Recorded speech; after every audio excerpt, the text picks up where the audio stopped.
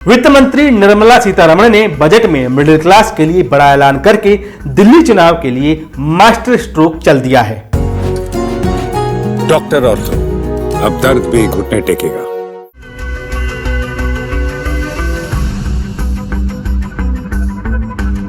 नमस्कार, मैं रवि सिंह, स्वागत है आपका चैनल फॉर न्यूज इंडिया पे। 2025 के बजट में न्यू टैक्स रिजीम के तहत 12 लाख रुपए तक की इनकम पर कोई टैक्स नहीं लगने वाला।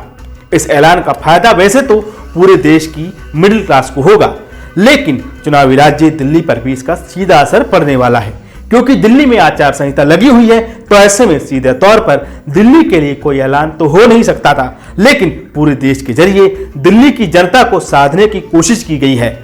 दरअसल दिल्ली एक ऐसा केंद्र शासित प्रदेश है जहां पर कैपिटा इनकम बेहतर मानी जाती है। People research on India's consumer economy की एक रिपोर्ट के मुताबिक राष्ट्रीय राजधानी में 67% लोग मिडिल क्लास के हैं। ये रिपोर्ट 2022 में जारी की गई थी। पीपुल रिसर्च के मुताबिक पूरे देश में दिल्ली में ही सबसे ज्यादा मिडिल क्लास के लोग रहते हैं। इसी तरह 2015 में विकासशील समाजों के अध्ययन के लिए केंद्र यानी CSDS और लोक नीति की एक रिपोर्ट जारी की गई थी, जिसमें 71% लोगों ने खुद को मिडिल क्लास का बताया था। इस सर्वे में 27.8% लोगों ने खुद को उच्च और 43.8% लोगों ने खुद को निम्न मध्यम वर्ग का बताया था।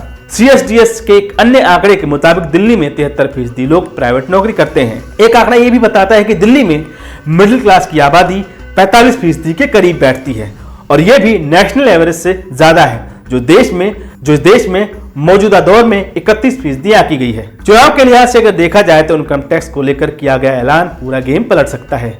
असल में आप संयोजक अरविंद केजरीवाल ने खुद इस चुनाव में मिडिल क्लास पर खास ध्यान दिया था। उनकी तरफ से मिडिल क्लास मैनिफेस्टो तक जारी किया गया था। वे भी इस बात को जानते हैं कि उनकी जो वेलफेयर वाली योजना है, उनका सीधा फायदा कम इनकम वाले परिवारों को मिल रहा है। उसका फायदा ज्यादा गरीब तबके के लोगों को जा रहा है। जो मिडिल क्लास है उसे क्योंकि इन योजनाओं का फायदा नहीं मिलता, इसी वजह से उसे उतना फर्क भी नहीं पड़ता कि सत्ता में कौन है। लेकिन इस बार आप संयोजक अरविंद केजरीवाल ने मांग की थी कि बजट में मोदी सरकार इनकम टैक्स की छूट को 7 लाख से बढ़ाकर 10 लाख कर दे।